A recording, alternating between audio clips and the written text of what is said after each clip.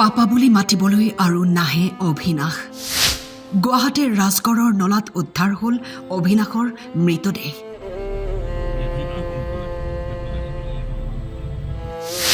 চিনাক্ত কৰিলে পিতৃ মাতৃয়ে। 3 দিনৰ পিছত উদ্ধাৰ হ'ল শিশুটিৰ মৃতদেহ।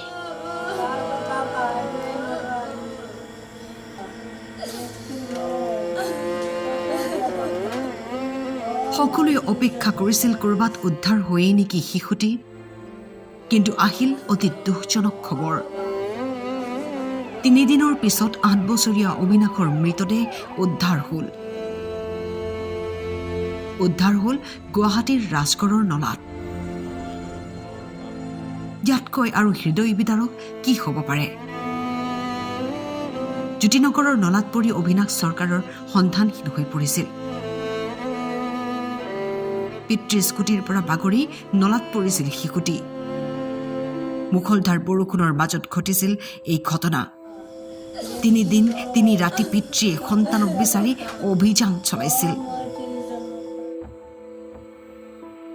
মহানগৰবাসীয়ে প্ৰাৰ্থনা কৰিছিল অভিনাশৰ বাবে, কিন্তু পাপা আৰু মা মাতিবলৈ অভিনাশ আৰু নাই।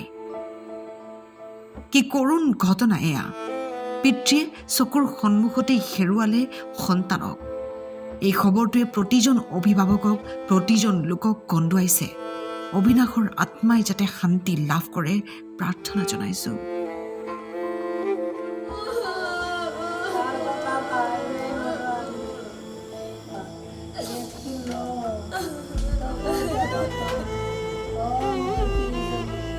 ভিডিঅ' জাৰ্নেলিষ্ট কৈলাশ কলিতাৰ সহযোগত ৰঞ্জন হাজৰিকাৰ ৰিপৰ্ট।